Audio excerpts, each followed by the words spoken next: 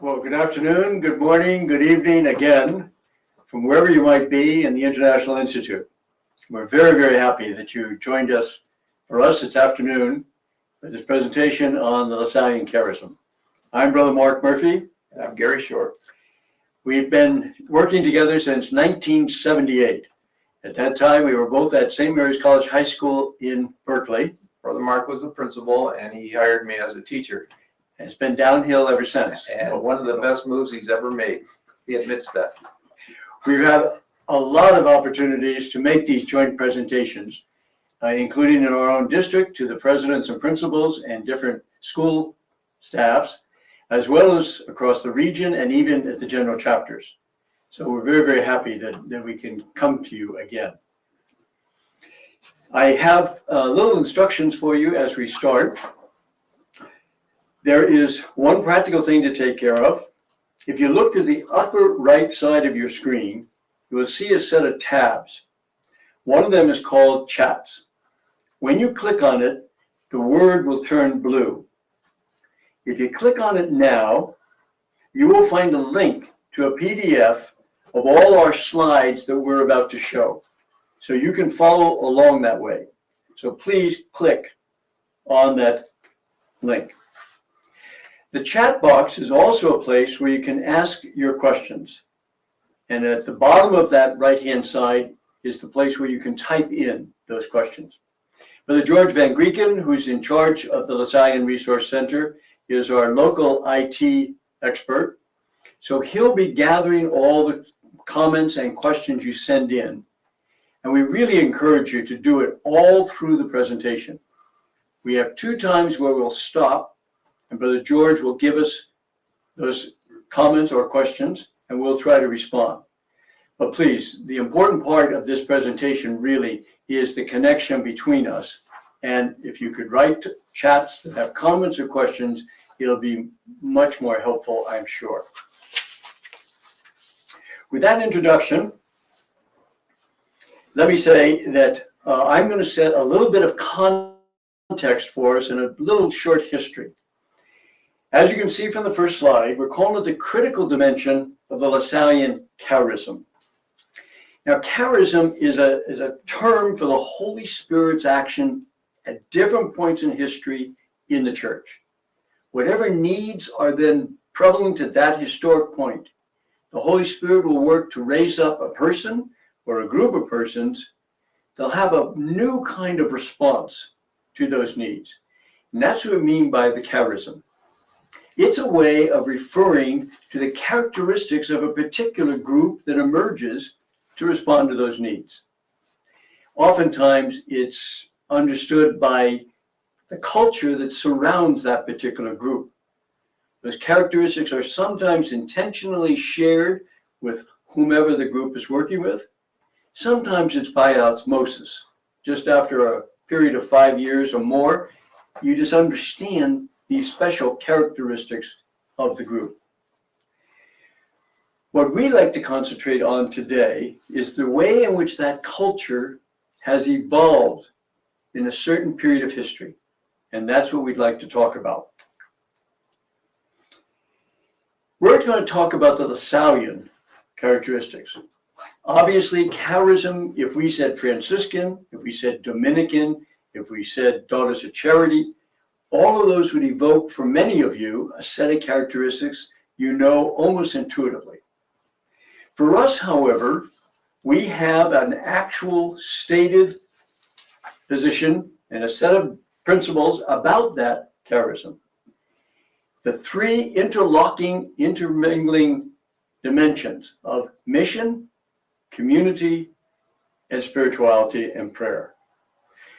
From St. Lasalle's time up to the present, those 3 interact with one another in an interdependent.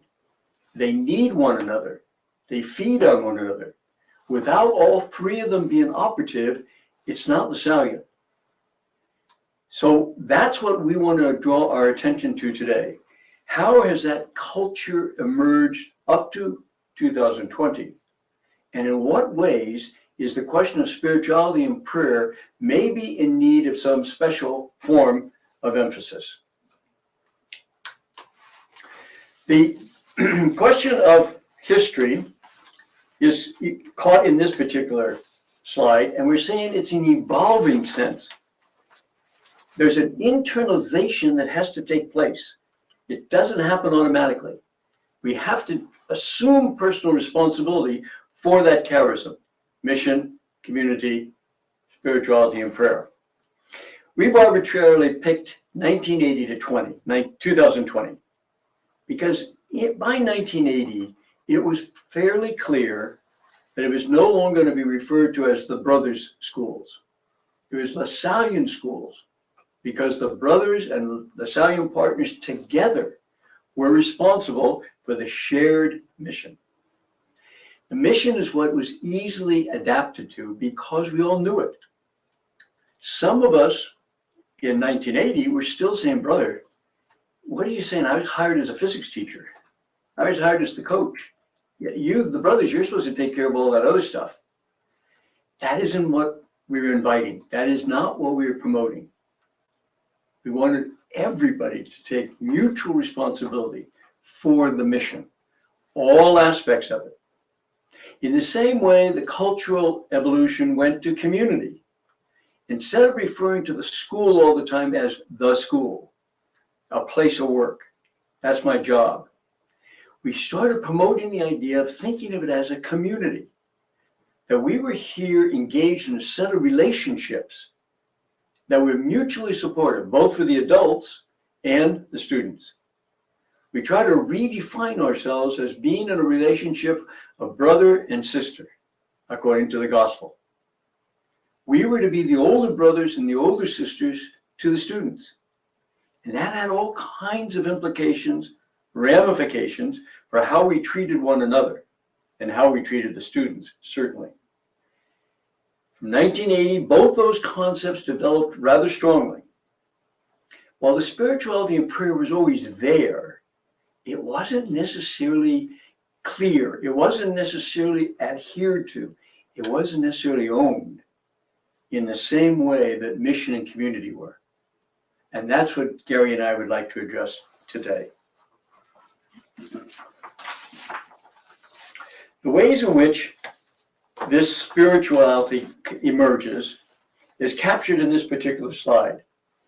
The way in which the spirit of this institute was captured in 1705. Notice the date, 1705, from the beginning. LaSalle working with that early group of men who became the brothers. I'm going to read it with an intentional emphasis. The spirit of this community is first a spirit of faith, which should induce those who compose it, all of us, brothers, Lasallian partners, to not look upon anything but with the eyes of faith, not to do anything but in view of God, and to attribute all to God. There it is. That's the essence of the spirituality. Notice that word spirituality starts with the word spirit. And while we're using it in this religious context, we use it all the time in other contexts. When we talk about charism, we talk about culture, all organizations try to do the same thing with and for their members. If we were Amazon Corporation, there'd be lots of time spent on you understanding the spirit of Amazon as a corporation. And that's what Gery and I are turning our attention to today. The spirituality begins with the spirit of faith. And notice how comprehensive it is. It talks about a way of viewing the world. How do we see the world as God sees it? From that point on, it's all about God became man. The Word was made flesh. Reality is not just what we see and experience with our five senses. For us, as Christians, it's about the spirit of faith. We see God wanting to be related to us in a very intimate way. We see that throughout human culture, there's always been a desire to be somehow connected to the divine. And in the Christian tradition, we call that the spirit of faith. So with that introduction about spirituality, I'll turn it over to Gery now and he'll pick up. So I want to offer some more comments in this context before we kind of launch more specifically into this topic. Brother Mark and I are aware that this topic of prayer and spirituality can be uncomfortable, can be maybe even inaccessible to some Lasallian educators. Some laymen and women in our schools, just for a variety of reasons or experience or background, just don't have much comfort with this notion of prayer and spirituality. We believe that prayer must be authentic and meaningful, must touch people's hearts. So in this presentation today, we want to talk about prayer in a little bit of different way. I want to say up front, there's definitely a place for formal Catholic prayer, the Hail Mary, the Our Father, different forms of liturgy, the Rosary, but our approach is going to be a little bit different. We want to begin by recognizing and affirming people's experiences, what we're already doing that we may not call prayer. Help people to see what's meaningful in their lives, heartfelt to them as prayer. Maybe it's reinterpreting what we are already doing or what folks are already doing. And we want to begin with your experiences or people's experiences. The other thing in this context is that we recognize that people are really busy with different challenges, especially these days, and they don't need one more thing to do, which is so. So with that, I want to offer an example of what I think we're talking about. Just a personal example in my life. Several years ago, I was asked by a brother, how do you pray? At the time, I was very busy professionally. I was traveling a lot. I had 3 small children at home, under 8. I felt like I was at my limit. And when he asked me that question, I felt exasperated. I didn't need one more thing to do. How do you pray? So I remember saying to him, come on, you know how I pray? And I have to say, I did it out of some expressions of frustration. I said, you know how I pray? Before I head off in the morning when my kids are still sleeping and in bed, I walk into the room, I spend some time just pondering and being with them, and I kiss them goodbye. That's my prayer these days. What was fascinating was the brother's response. I remember him saying, I didn't expect it, but I remember him saying, that's really good. And over the next several years, he would remind me, he said, remember that time I asked you about how do you pray? And somehow he was validating and verifying that time with my young children and the way I held them and kissed them was a valid form of prayer. That's the kind of different type of experience that Brother Mark and I want to present to you today to help you affirm those experiences. Do I get to say something? You get to say. We go back and forth like this all the time. Yeah. I just want to reinforce what Gery is saying, especially in this listing here. Within your own experience and recognizing responsibilities and challenges, we want to keep encouraging you. He laid out a set of reflections there. Please, if it comes to you to think about prayer, you want to say something right away, please do it on the chat so that we're building a set of comments or questions we can respond to.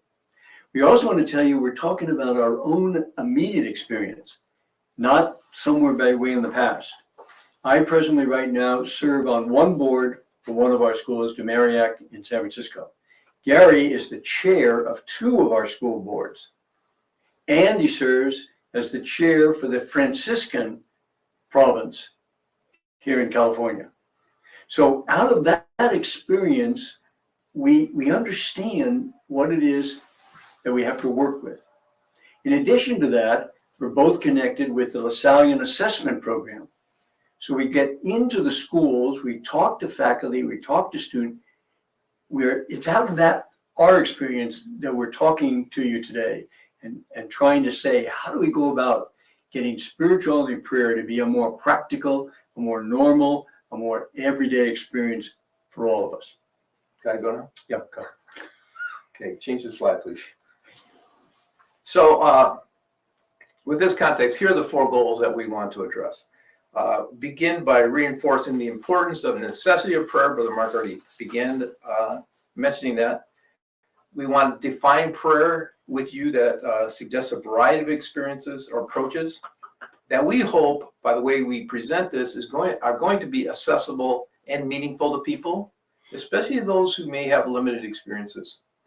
And we want to ask you to consider how you pray, help you acknowledge what you are doing that you may not have defined as prayer. And finally, Brother Mark and I will provide some examples and directions. I'll suggest a couple practical directions for prayer that are meaningful to me, and Brother Mark will mention something as well. So on to the necessity of prayer in this Lasallian charism and heritage. This quote comes from the Brothers' Rule of 1718, and I underlined a couple elements of this section of the rule. Note, it says that which is the utmost importance and to which the greatest attention should be given in an institute is this spirit of faith. This section of the rule from 1718 has been retained in all subsequent revisions of the rule since 1718, over 300 years. In fact, the rule that was just published in 2015, if you look at the introduction of it, it basically, these same words are shared. The point is that the brothers hold this notion of utmost importance and greatest attention, this spirit of faith, to be prominent for us. Now, there's several other examples that we could look at the importance of prayer and spirituality. Of course, certainly De La Salle's Meditations for the Time of Retreat and his Meditations for Sundays in Peace, basically a treatise on prayer and spirituality. I was looking at the declaration recently. Those of you know, in the mid-60s, the brothers published or wrote this declaration to talk about their renewal. So it's really a monumental document. And again, in the introduction, right at the second page, this is what they say. There can be no renewal without a renewal in the life of prayer and without an effort to reemphasize meditation and contemplation. So it's fair to say that within the context of this Lasallian heritage and tradition, Lasallian spirituality and prayer are most prominent. And if, as Brother Mark says, if all of us are going to take responsibility for this charism, somehow we have to make this, we have to recognize and find a way to make it prominent as well. I want to move on to now a couple of definitions or approaches to prayer that are well established over the years by, I call, mystics and saints. What does it mean to live a spirit of faith? The first, Mark, I need to change. The first is what I'm calling prayer as an anchor, being grounded or rooted in touch with the sacred and divine. How does one stay anchored? How does one become in touch with God, the sacred, the source of all life? This whole idea of being rooted, being anchored, I think it begins by listening. We see it in the Gospels. Jesus going to the desert, going away from the busyness of his life with his disciples, finding time alone to pray, to be centered, to be in touch with Abba. Recently, I read a biography of St. Francis of Assisi, and Bill Short, it's called Poverty and Joy. And Bill Short, the author, talks about the literally months a year that St. Francis of Assisi would go away into the cave to be alone, to be in touch with his God. Sound like it was right. Go ahead, you can tell the story. Thank you. Since we're talking about saints, I don't want this story to sound like it's coming out of my experience as one of the saints. But Gery's point about being anchored and having some relationship that's constantly our frame of reference it seems to me that's so true. And at the beginning, we were saying all three elements need one another: mission, community, spirituality, and prayer. So I just have one quick example of how I think that works in a practical order. One time when I was principal, a woman came to me after 3 weeks school had started. And her point was her son, whose name was Terrence, stuttered. And she had taken him out of the Catholic grammar school at the beginning of 7th grade because the kids were making so much fun of him, and put him into public school. But of course it was worse. So she was pleading with me to let him come in to St. Mary's. And I was really up against, I thought, oh my gosh, we've already been in class for 3 weeks. And I explained to her, I couldn't really guarantee that the students wouldn't react in a similar fashion, and then it'd be worse than before. But she pleaded with me. So this was a time when I thought, oh, I should make a decision now. Let's just wait for a little bit. So I asked her to come back next week and I would have a decision for her. So she did.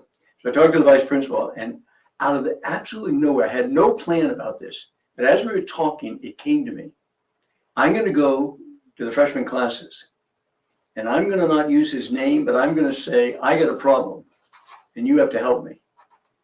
I have a mother who's begging me to have her son at St. Mary's, but he was tortured in grammar school by his stuttering. All of a sudden, a couple of hands went up in this first freshman class. I said, yes, what did you, brother, are you talking about Terrence so-and-so? I said, how did you know? He said, brother, I and a couple of us in here were in that class and we know what you're talking about. Now talk about being anchored and rooted, and I didn't know how this was going to go. The end of the story is that all 4 classes had a couple of these guys that had been with Terrence. He came to school, it worked out. They promised me they would not do anything about stuttering and making fun of him. So it's just an example, I think, of what Gery is saying, that we don't have to have the answers all the time, but we've got to have ourselves anchored in some kind of dependency on outside help, the Holy Spirit. Thanks. Yeah. So actually, I taught Terrence, and he's absolutely right. The students were amazingly respectful of him and sensitive. So that process worked great. So I just want to offer a couple of ways or examples of how we become grounded, or it's often associated with meditation and being quiet. I watched Bishop Gumbleton give a talk one day, and I was struck. He was on the stage probably 5 to 10 minutes before he kept his eyes closed, and I realized in retrospect he was centering himself before he gave this talk. That's the kind of thing we're talking about, is taking time to be quiet, to listen. And people find that source, how you get in touch with that source of life in a variety of different ways. I even go on to say that, when a baseball player makes a sign of the cross at bat, or a basketball player's, he or she's going to takes a free throw, they make a sign of the cross. I think this is an expression of people saying, I'm trying to getting close to that source. Others find it in nature, going to the beach, going into the woods, gazing at the stars. One of the things I do as a kind of a source of getting anchored, I do daily meditation. I am quiet, but like a presentation or a paper I have to write, I'll go right here. I'll go sit in the Brother Cemetery. In fact, I did it this afternoon. I walked through the Brother Cemetery as a way of being in touch. So I know each person, each of us have our own way, and I think this is the question. What prayer is getting rooted into the sacred, and so when the winds pick up, and we can stay grounded. We have to have difficult personal conversations with someone.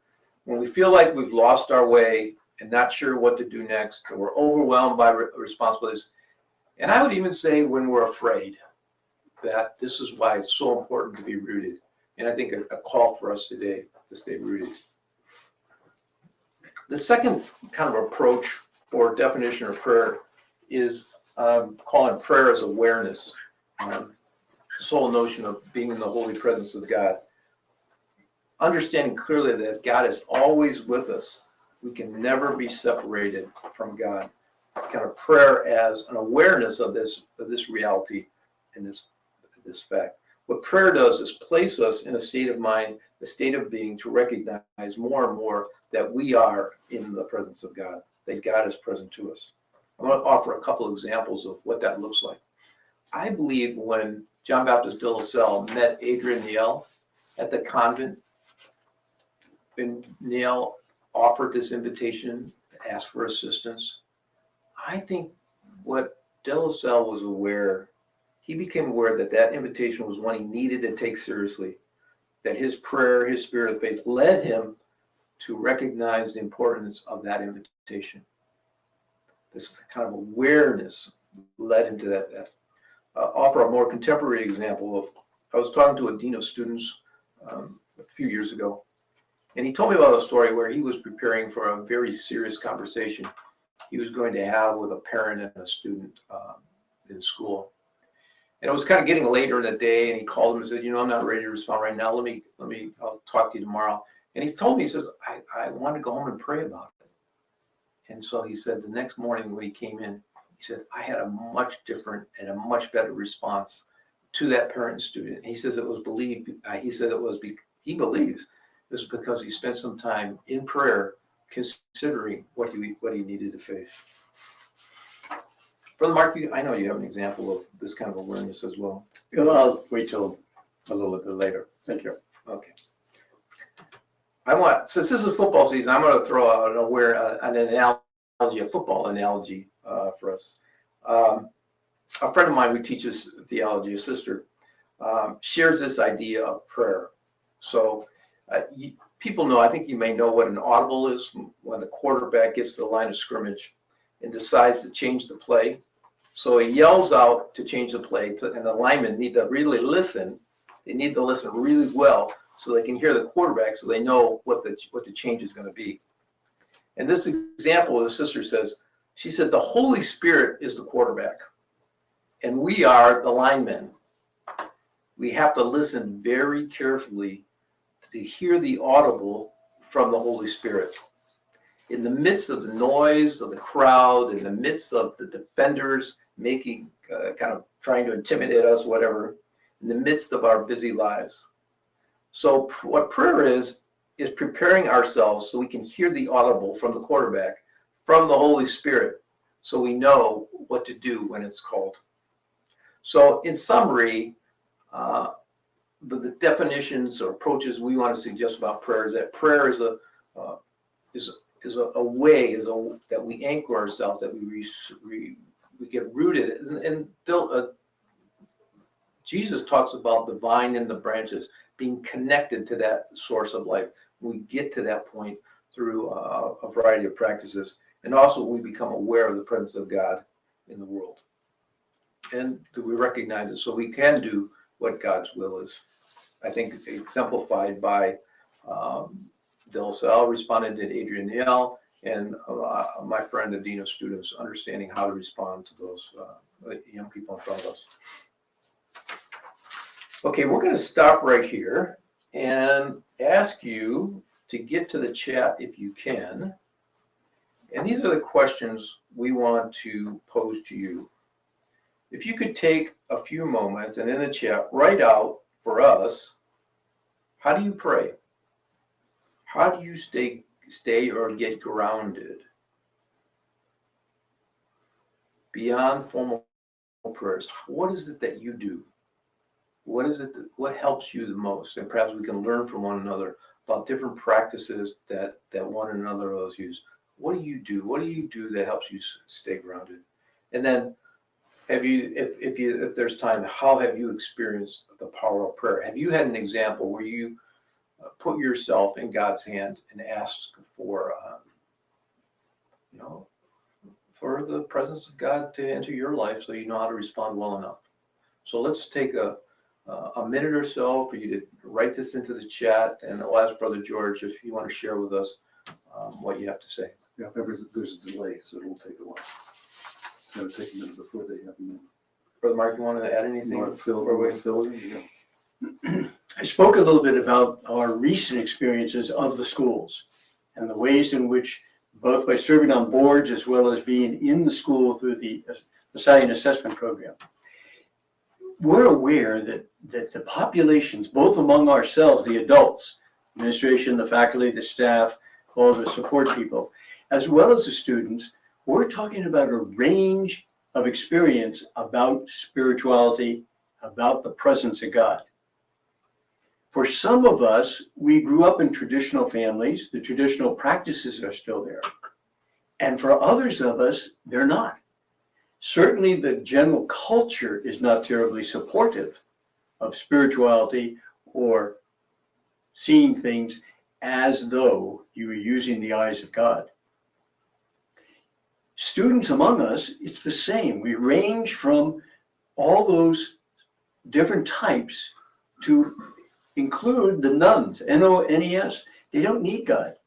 They don't see it, they don't experience a way in which it's necessary for them. And others come out of a different tradition altogether than Christianity. The Hindu tradition, the Buddhist tradition, the Judaic tradition. So we're trying to set this up in that kind of a context and say, how do we proceed being faithful to the Lasallian tradition, that the mission and community can't stand alone. They've got both to be informed with the question of spirituality and prayer. And as Gery mentioned, we're talking about both formal ways in which we have Mass and we have the campus ministry programs and we have retreats for the students. They're terribly incredibly powerful. But all the other ways in which through our actual experience, it's a form of prayer. So that maybe is just to kind of catch us up to where we are. Okay, so you want to hear some? We'd love to hear some. All right, I'll just go one after the other as they've been coming in, and I think it's probably going to be too many for us to spend the whole time on it. I go to church and do formal prayer and informal prayer. I cross myself if I go before if I go past the parish. Generally at 9:30, I sit and just be present to God. Spontaneous prayer through song, reflection, meditation. Regularly using resources like those small booklets, praying each day, and deal with the times and circumstances. Connect with God by spending time in nature and connecting with things bigger than myself. When journaling, while writing thoughts, I often pray and share my thoughts and fears and prayers with God.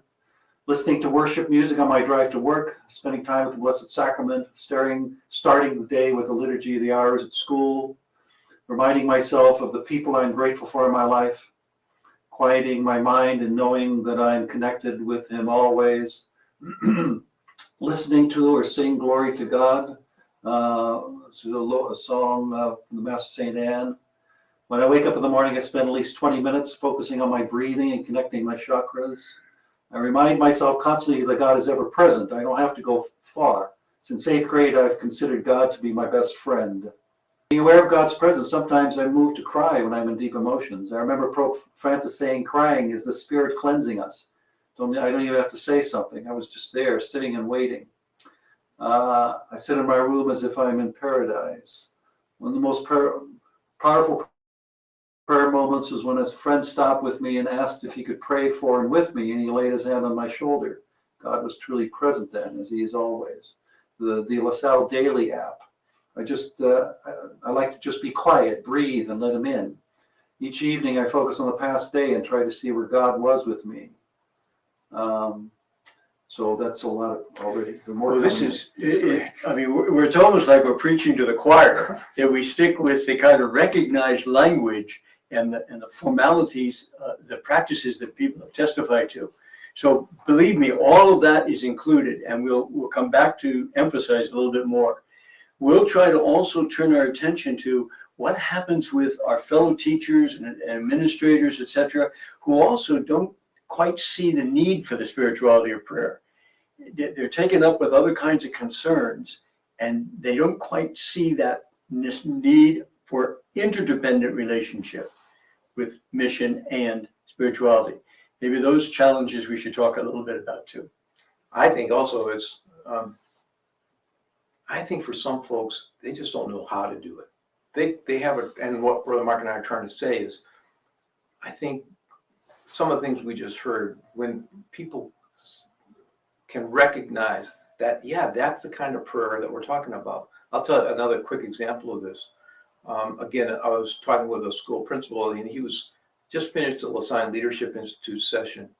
And he said he went back to the school, and one of his top projects was to meet with every teacher and staff member and ask them, ask each person, how are you going to contribute to this community of faith here at our school? And he said, I sat down with this baseball coach who's kind of rough around the edges, kind of macho kind of guy. He's like, I don't buy this stuff, blah. And the principal said, no, wait a minute. He said, you barbecue at our faculty gatherings. You're consistent for years. You've been the person out there early, getting the barbecue ready and set up. Do you see yourself as making that kind of contribution? Could you see yourself as part of this community of faith? I think that's the kind of thing that we maybe need to be doing, is helping people recognize and affirm what they're already doing, rather than maybe imposing an expectation beyond ourselves that might be inaccessible to folks. So Brother Mark and I want to go talk about 4 practices, practical examples of prayer that we want to offer to you as a kind of a next step here. I'm taken by the simplicity of this message from Meister Eckhart. What he says, Meister Eckhart was a German theologian and mystic from the late 1200s, early 1300s. He was a Dominican. And this is what he said: if the only prayer you ever say in your entire life is thank you, it will be enough. If the only prayer you ever say in your entire life is thank you, it will be enough. I did some further research on gratitude and looked at what other theologians and writers have said. And I read things like, gratitude is one of the highest forms of spirituality. Gratitude might be the ultimate spiritual practice. So we're not going back to the 14th or 13th century to hear this. This is contemporary theologians saying this about gratitude. And if you can pause for a moment to recognize what you are grateful for, what we are grateful for, as a form of prayer, practice of prayer.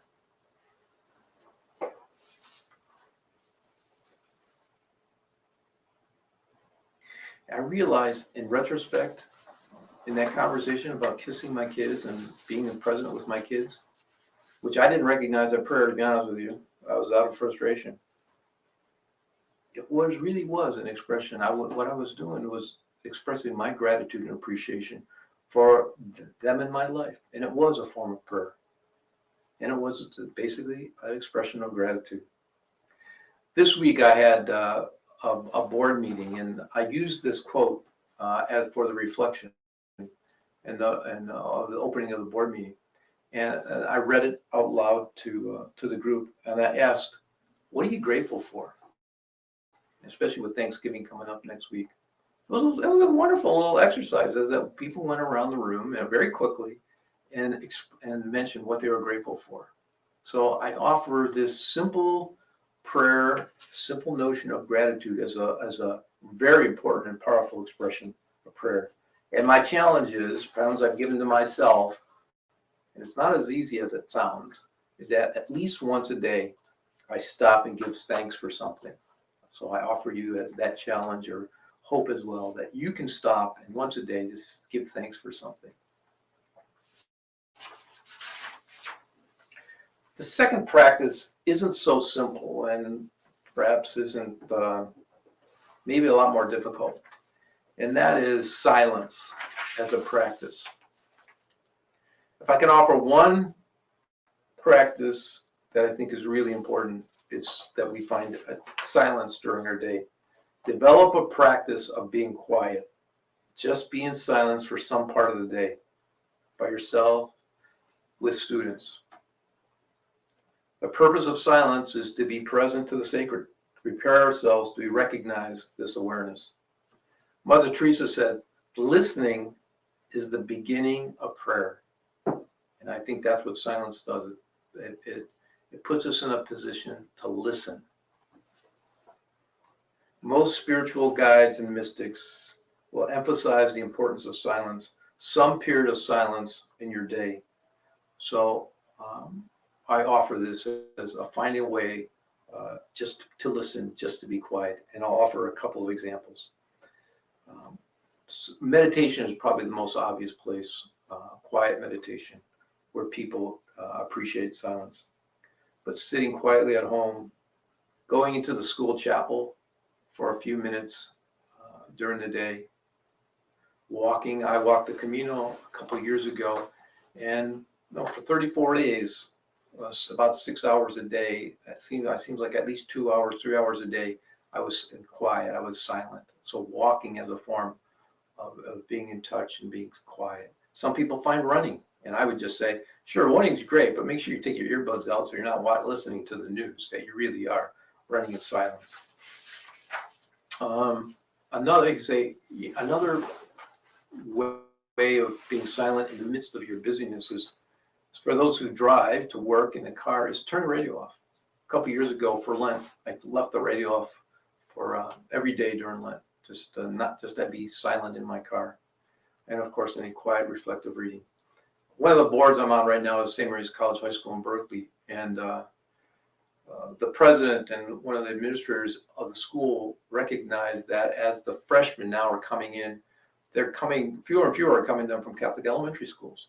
They're coming from public schools and charter schools, and they have very limited, no experience of prayer.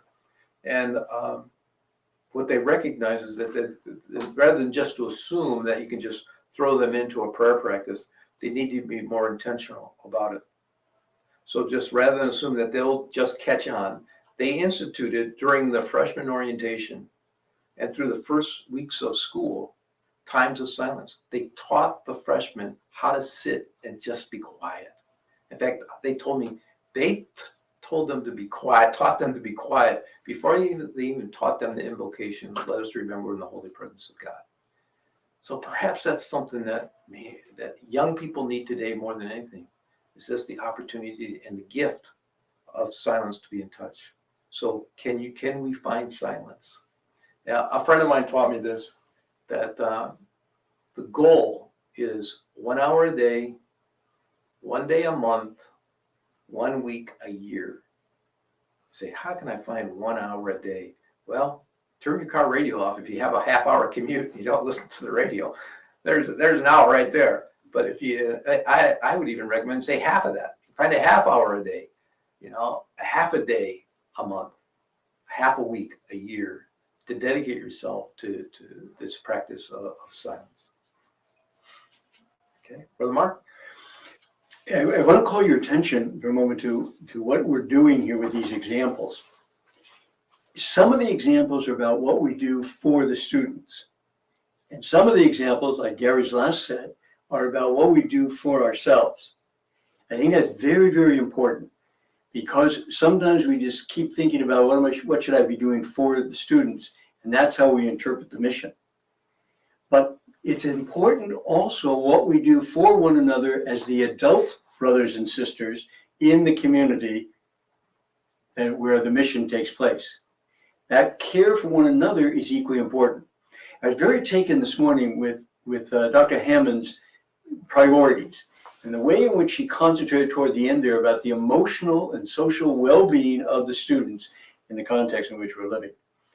Anything we do along the lines of silence for ourselves and for students is clearly going to contribute to that emotional and social well-being.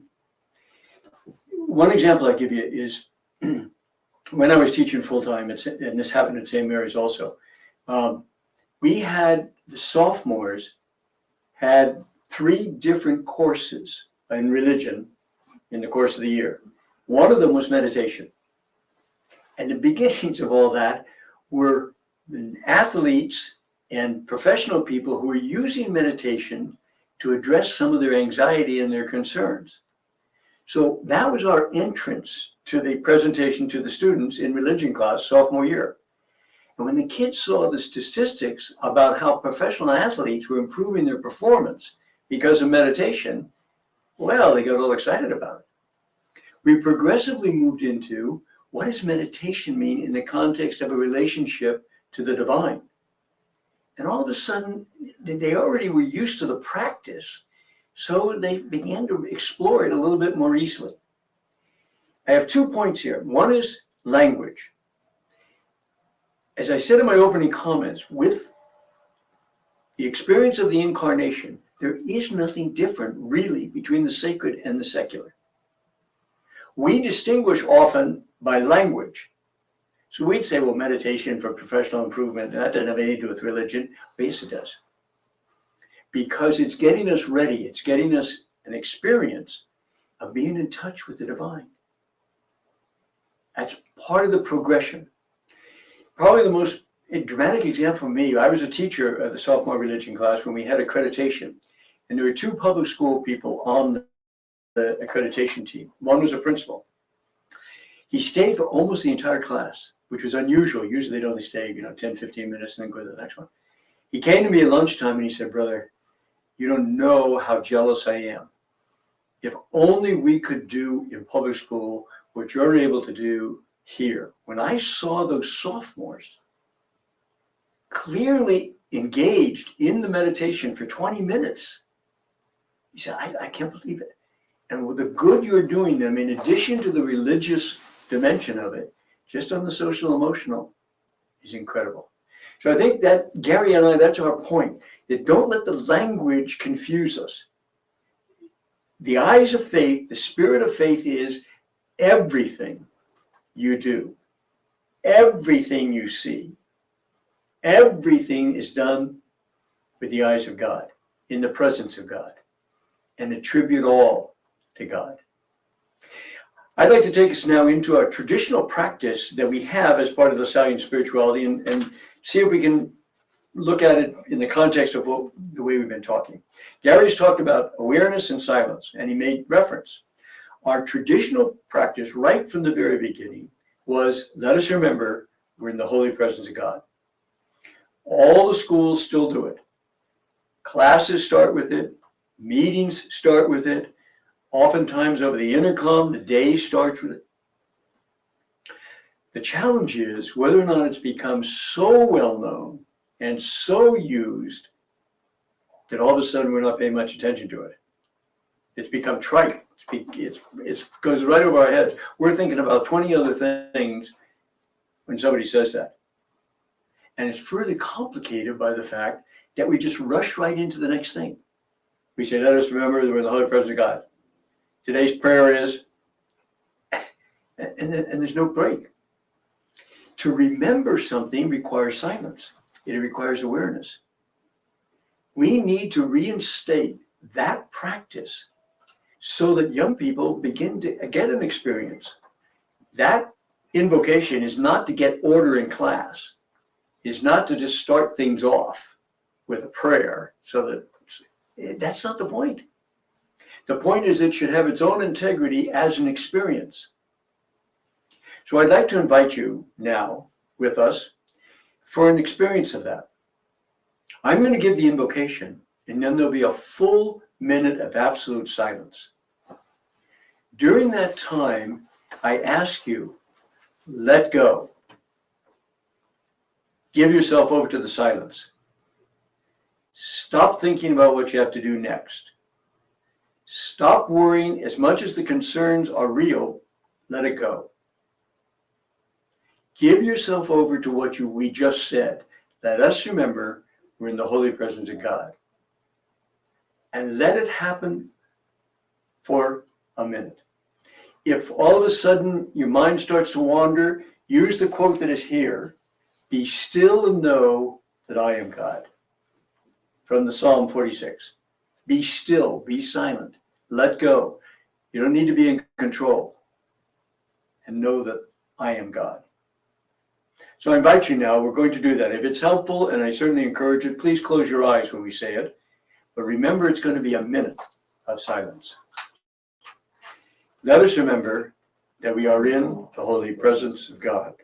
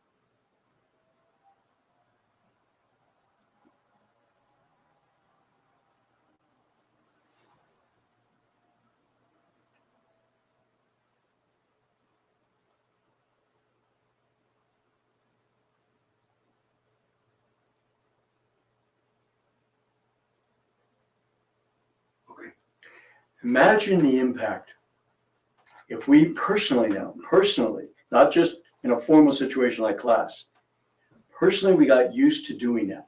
A minute turns out to be a lot longer than we thought it was going to be. And there's these wonderful apps these days where you can play it and there's gentle rain coming down or soothing sound. But the real point is the silence. I give up control. I give up worries.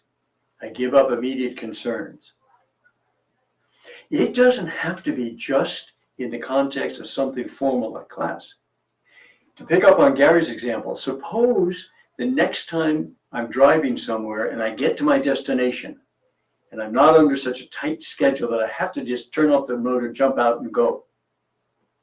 I turn off the motor and I sit there for 1 minute and I say to myself, let us remember we're in the holy presence of God.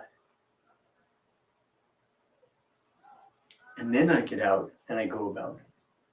All the early comments that Gery made about being anchored, about awareness, about silence, that tradition is one of our most powerful. It's the real heart of our spirituality. Everything comes together.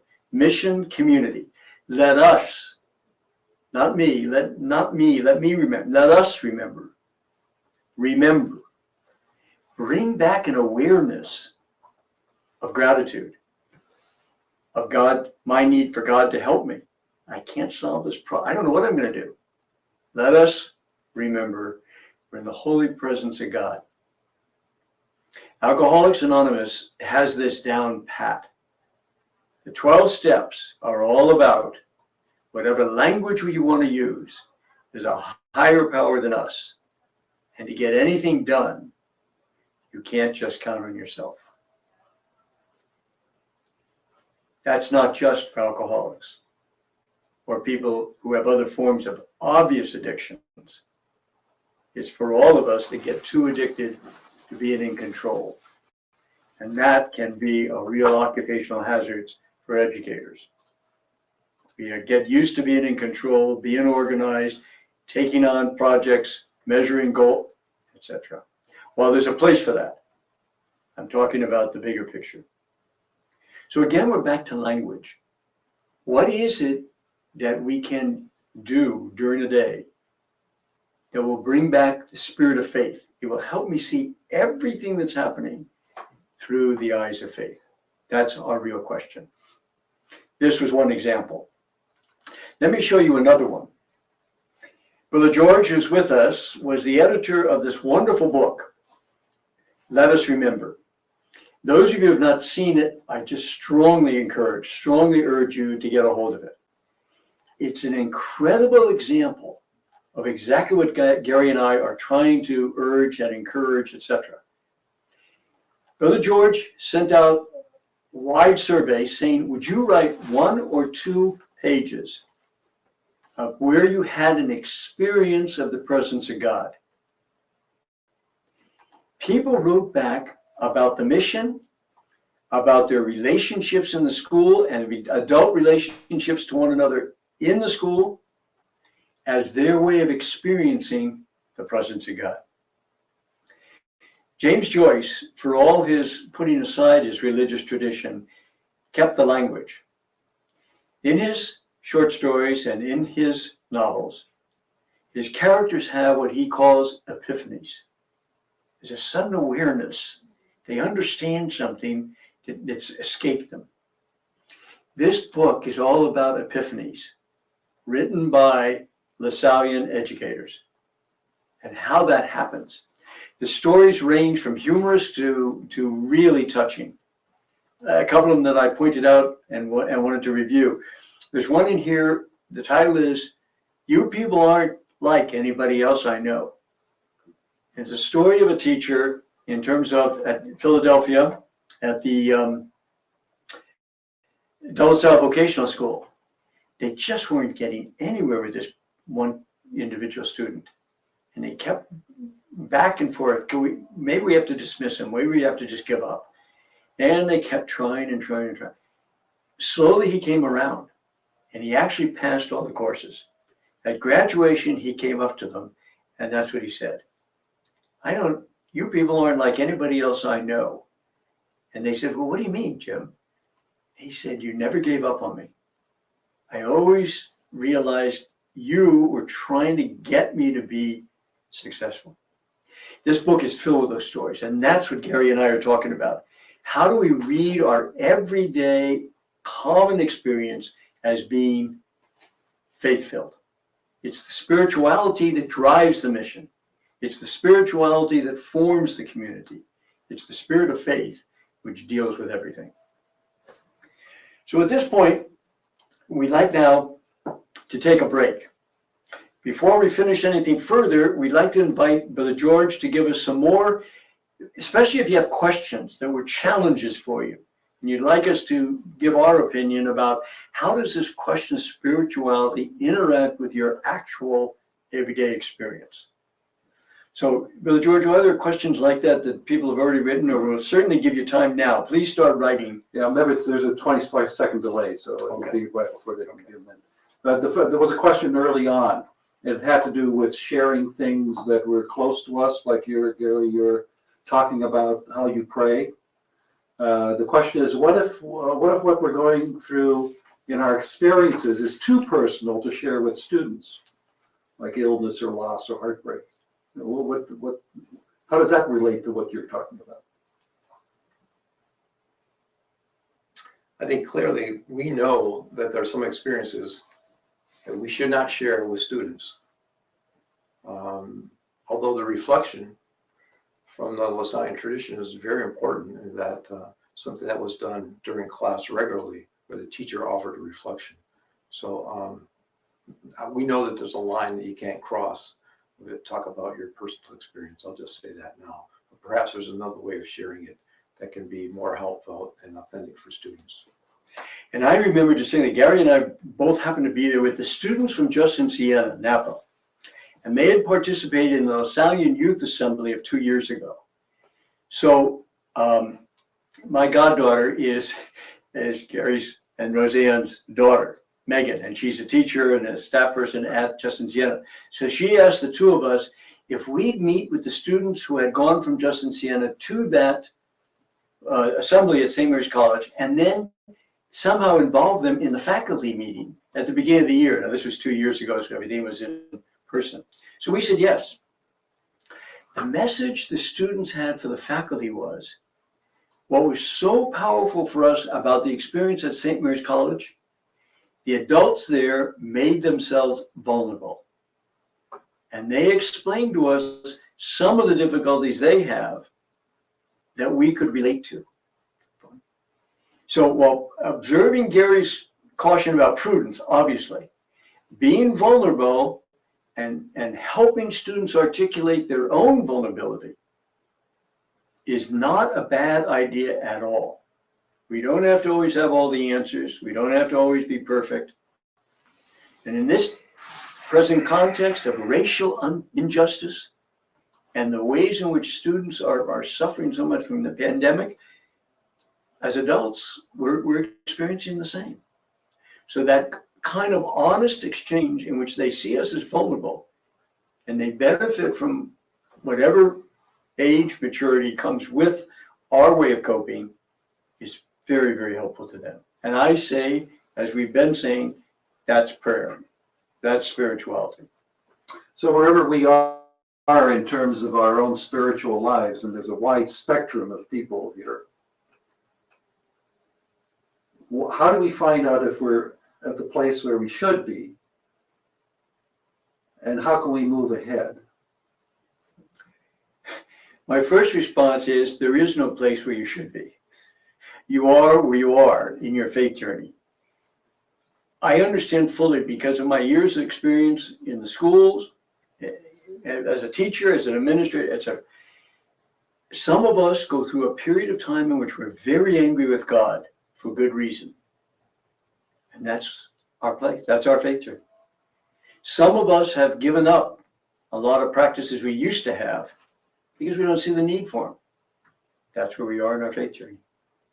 Some people are openly antagonistic.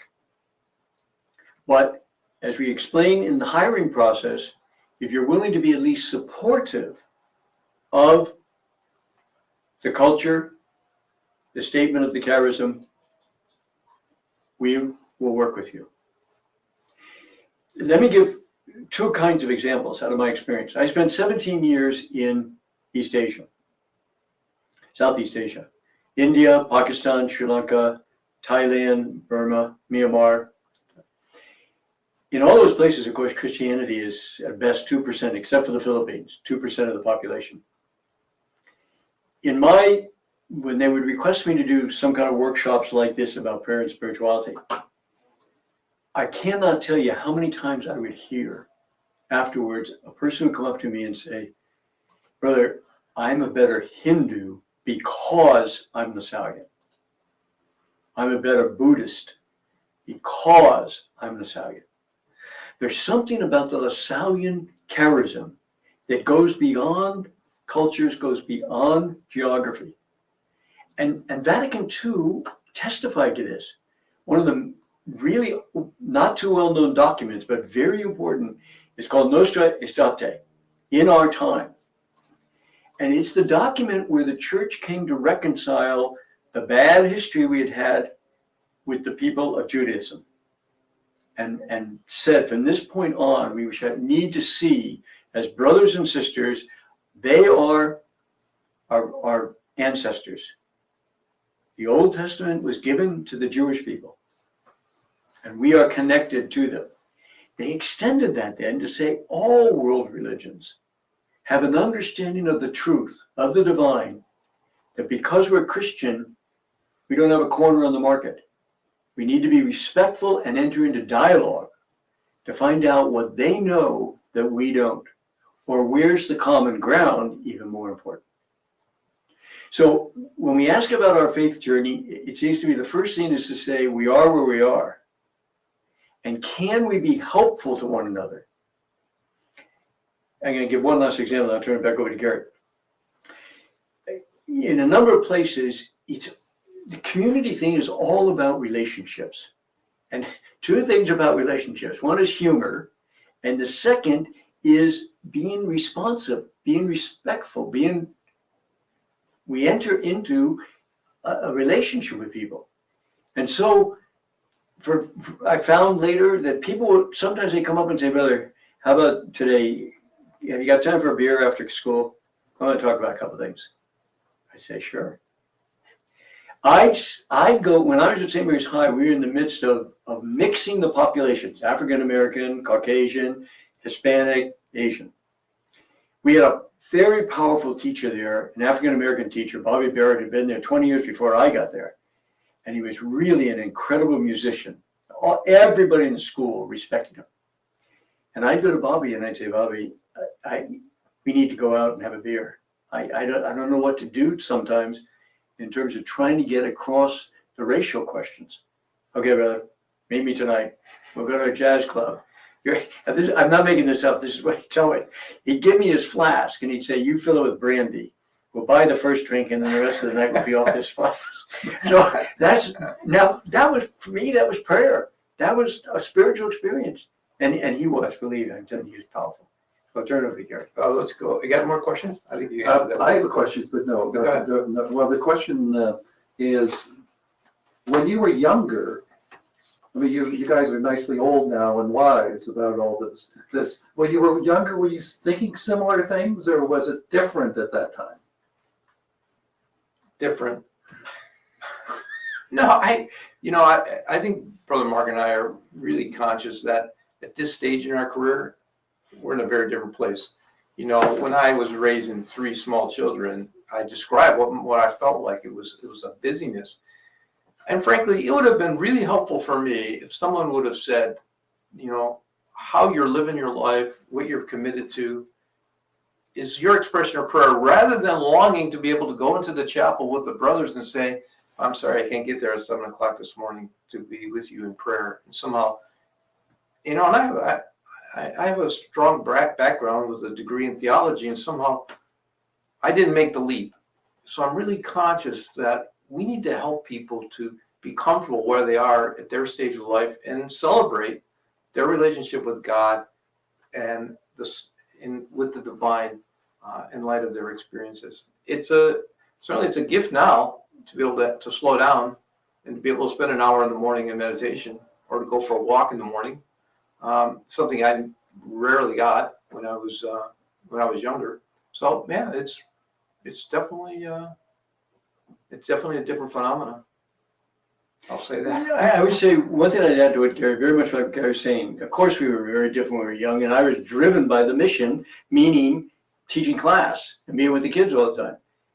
But the advantage we had, if the faculties, the staff, the administration really form a community, you're going to have a spread of ages within that community. And then we can do for one another what happens to us as the brothers. Most of us live in communities where there's a huge spread of age. When I was 28, 20, 30, I was living with 60-year-olds and 65-year-olds. The community of the school can do that if we form the right relationships with one another and we're sensitive. We can be very helpful to one another in terms of this area. I want to just say, for another question, a couple of years ago, I gave a talk at the Huether, and I talked about prayer and spirituality as being the critical question for today. I would say for the next decade, as we've addressed certain questions over the last several decades around shared mission, what Lasallian education means, what the expression Lasallian means, etc. And what I recognize is this question about spirituality and prayer is really, I see it as the question for this coming decade. And Brother Mark and I feel like we've scratched the surface on this. And what I want to say is that I want to pass the baton to people here, to others, to take this to the next level, especially with younger folks, younger teachers. What do they need? What do they need to embrace it so that maybe in 10 years from now, we can look back and say, you know what? We've addressed this question of prayer and spirituality in the same way we've addressed this question of what it means to be Lasallian. Believe me, I was in a part of that. People didn't know what that meant and laid a lot of trips on that word, Lasallian. But we got to some clarity, and we have clarity on it, I think, today. I mean, you still have to keep working. I would love for someone, for example, this whole notion of the importance of prayer in the Institute. I would love for someone to write a paper on that because there is so much available on that topic. If someone's looking for a master's thesis or something, just a prayer to do it, or excuse me, a dissertation on this notion of prayer in the Institute and what it looks like going forward. But I really think we need to pass the baton and we need to call on people to step up. And frankly, I want to see the schools, I want to see the districts, I want to see the region and the International Institute hold up this prayer and spirituality, as it says, of being of utmost importance. Because for a variety of reasons, I don't know why, other than I can look back at my experience, and I think I understand how difficult it was, why it's not getting the prominence that it should get. And I want to see it held up as we move forward. So can I have each of you do what takeaway do you want to bring and then close? I think we'll use this slide to close down. I hope it's been obvious that what's been driving our conversation when Gery and I talk as one another is that the spirituality and the prayer, it just has to be, as Gery just expressed, it has to inform the mission and the community, or it's not Lasallian. We can't call things Lasallian unless the spirituality and prayer are playing the dynamic role, the interdependent role it has. Gery, I think, has a comment to make about our last final thought. Well, this is Brother Mark mentioned that he and I have addressed this topic in a variety of different ways. And this is a quote that we find particularly important from attributed to St. Augustine. When I work as though everything depends upon me. When I pray as though everything depends upon God. And I believe this also reflects De La Salle's notion of the work is yours. That we, Let me just say, what do you hope that people will take away as an action item from you for each of you? For me, I hope you will build more and more silence into your life.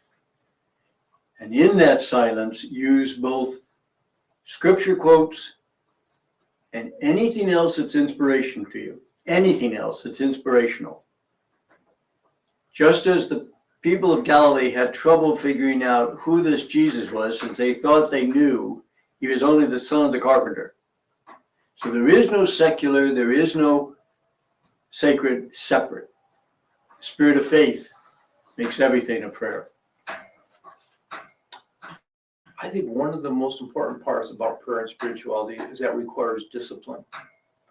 And what that means to me is find some practice that makes sense to you that you can incorporate into your life regularly. And it may be different for a variety of different people. For some it's walking quietly, for some it's running, for others it's sitting quietly, but to going into the chapel at your school and sitting quietly, but to commit to some kind of a regular practice and to make it your own. And it's not going to be for what I do, and it's not going to be what Mark does or George or anyone else. It's going to be what makes the most sense to you, and bring that home. We just end with having you note that in the slide presentation are a set of resources that you may find useful for picking up on this conversation. And also you'll find our emails. So if you would like to write to us and further the conversation, ask us to respond to you, we were happy to do that. We want to thank Brother George for having organized all of this for us in terms of the studio. And he has some final comments about the mechanics. So we thank you and thank the people at the Eduscape. Thank the people at the regional office. Thank all of you for being with us. Live Jesus in our hearts forever. Thank you, Brother George. We'll have to sit here now.